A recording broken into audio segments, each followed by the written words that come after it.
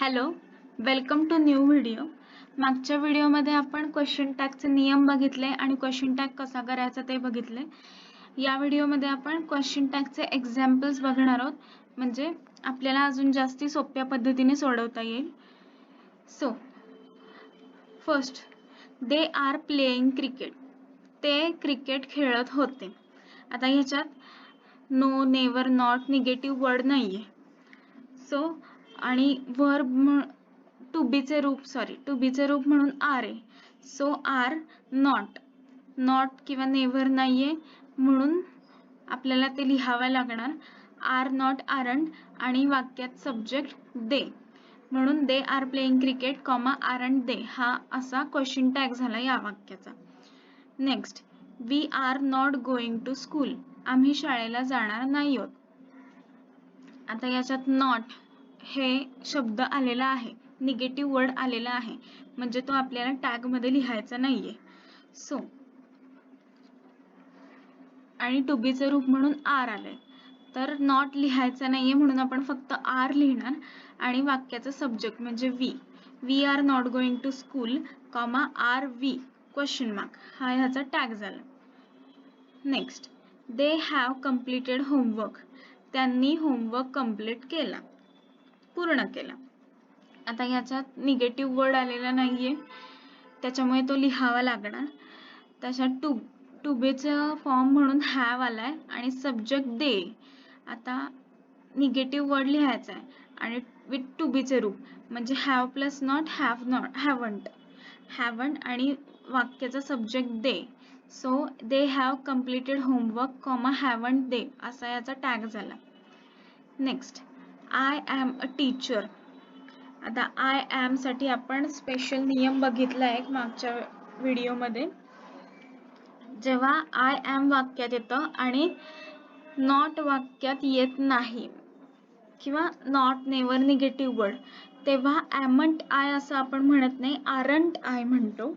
So एमच्या ऐवजी R आणि वाक्यात नो, नेवर, नॉट काहीच नाहीये, म्हणून नॉट, आर नॉट आरंट आणि वाक्याचा सब्जेक्ट आय म्हणून I. He is a good boy. तो एक चांगला मुलगा आहे. वाक्यात निगेटिव्ह वर्ड नाहीये, म्हणजे तो लिहावा लागणार. वर्ब इज आहे, म्हणजे वर्ब नाही, टू बीचे फॉर्म. मग टू बीचा फॉर्म प्लस नॉट वर्ड म्हणजे is plus not is not आणि सब्जेक्ट ही पुढे क्वेश्चन मार्क कंपल्सरी द्यायचा क्वेश्चन टॅग मध्ये, नाहीतर अर्धा मार्क कापला जातो. He is a good boy comma isn't he हा या वाक्याचा क्वेश्चन टॅग झाला. त्याच्यानंतर they refuse to look at beggar. त्यांनी बेगरकडे बघायला नकार दिला.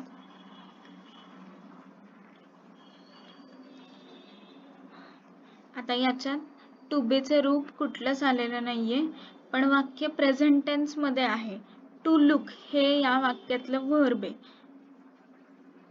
आता लुक हे प्रेझेंट टेन्स मध्ये, सो प्रेझेंट टेन्स मध्ये वाक्य आल्यावर आणि टू बीचे रूप नसेल तेव्हा आपण डू वापरतो.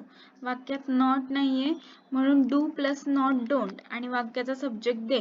So they refuse to look at beggar, don't they असा याचा क्वेश्चन टॅग झाला. त्याच्यानंतर लेट्स गो टू मॉल. वाक्याची सुरुवात लेट्स ने झालीये. आपण मागच्या वेळेस नियम बघितला की लेट्स जेव्हा वाक्याची सुरुवात असते तेव्हा शाल वी असा क्वेश्चन टॅग वापरला जातो. आता लेट्स गो टू मॉल, वाक्य पॉझिटिव्ह, निगेटिव्ह कुठलंही असलं तरी. So let's go to mall, आपण मॉलला जाऊया. याचा tag shall we question mark. आपण नियम बघितलाय हा, म्हणून याचा टॅग शाल वी. लेट्स ने जेव्हा सुरुवात होते तेव्हा tag question tag shall we होतो, पुढे क्वेश्चन मार्क. त्याच्यानंतर शी हॅज 2 कार्स. तिच्याकडे 2 गाड्या आहेत. आता ह्याच्यात निगेटिव्ह वर्ड नाहीये आणि टू बीचा फॉर्म म्हणून हॅज आलाय. सो निगेटिव्ह वर्ड नाहीये म्हणजे आपल्याला तो लिहायचा आहे आणि टू बीचे फॉर्म हॅज, मग has plus not, has not, hasn't, she वाक्यातला सब्जेक्ट. आणि पुढे question mark. She has 2 cars, hasn't she. Next, don't shout. आता ही कमांड आहे, ओरडू नकोस. Don't shout.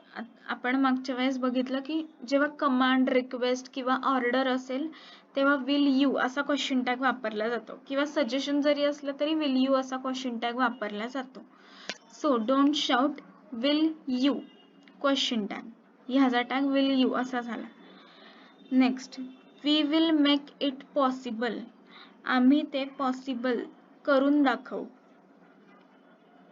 आता वाक्य फ्युचर टेन्स मध्ये म्हणजे टू बी चे रूप म्हणून विल आले आणि कर्ता किंवा सब्जेक्ट वी आहे.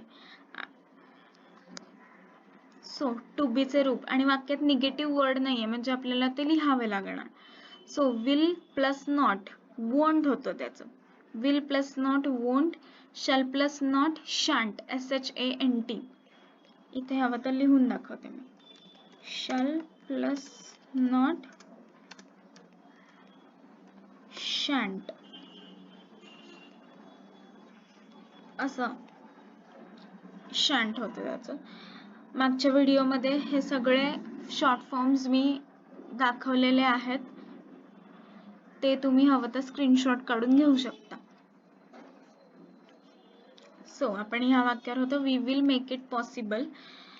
विल हे टू बी चे रूप आहे आणि नॉट नाहीये म्हणजे लिहावे लागणार. सो विल नॉट वोंट आणि सब्जेक्ट वी, पुढे question mark. We will make it possible won't we question mark. त्याच्यानंतर he was not feeling well. त्याला बरं वाटत नव्हतं. ओके, सो याच्यात नॉट हा वर्ड आलेला आहे म्हणजे निगेटिव्ह वर्ड आलेला आहे म्हणजे तो लिहायची गरज नाही आणि टू बीचा फॉर्म म्हणून वॉज आहे. सो वॉज आणि हे सब्जेक्ट ही आहे. So was he question mark असा ह्याचा टॅग झाला.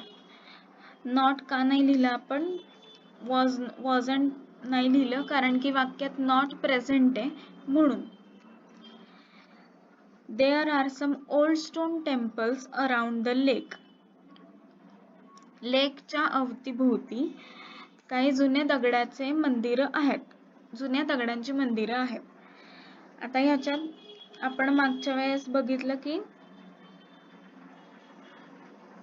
जेव्हा कर्ता किंवा सब्जेक्ट प्रेझेंट नसेल तेव्हा वाक्याच्या अर्थानुसार तो लिहायचा. आता इथे तो टेम्पल किंवा ती टेम्पल असं नाही म्हणत, ते टेम्पल, अनेक टेम्पल्स आहेत. सो दे. ओके, आणि वाक्यात नकारार्थी वाक्य नकारार्थी शब्द नो, नेवर, नॉट प्रेझेंट नाहीये आणि वाक्याचा टू बी चे रूप वाक्यामध्ये आर आहे.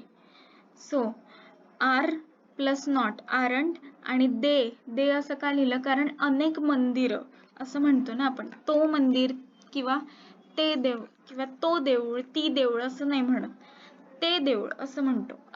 ती देऊळ, अनेक देऊळ. So aren't they. Okay, next, everyone has a dream. प्रत्येकाला स्वप्न असतात. आता ह्याच्यात निगेटिव्ह वर्ड नाहीये सो लिहायचा आहे आणि हॅज हे टू बी चं रूप आहे म्हणून हॅज प्लस नॉट हॅझंट आणि एव्हरीवन प्रत्येक जण, ते प्रत्येक जण म्हणून दे वाक्याच्या अर्थानुसार टॅग लिहा, सब्जेक्ट लिहायचा क्वेश्चन टॅग मध्ये आणि पुढे question mark. Everyone has a dream, hasn't they. आणि ऍक्च्युली ह्याचा असा नियम आहे की एव्हरीवन, समबडी, नोबडी असे काही आले तर तेव्हा क्वेश्चन टॅग मध्ये दे वापरतात. Next, please give me that notebook. आता ही रिक्वेस्ट आहे.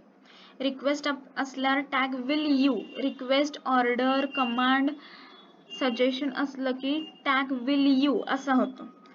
So please give me that notebook. Please मला ती वही देशील का.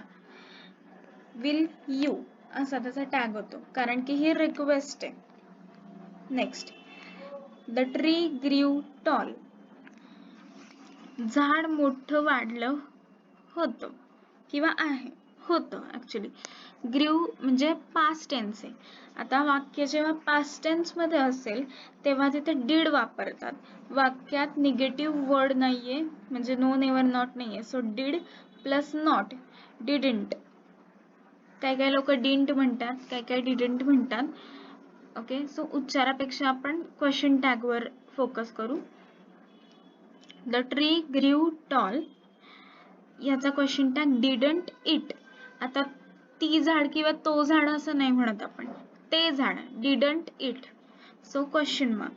The tree grew tall, didn't, did का लिहिलं कारण की हे वाक्य पास्ट टेन्स मध्ये. ग्रो, ग्रीव, ग्रीव हा पास्ट टेन्स मधलं ग्रोचं फॉर्म आहे.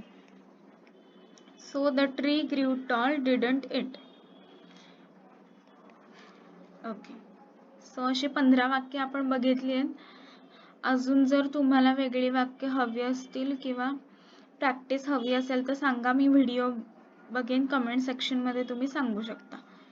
Thank you so much video बघितल्याबद्दल.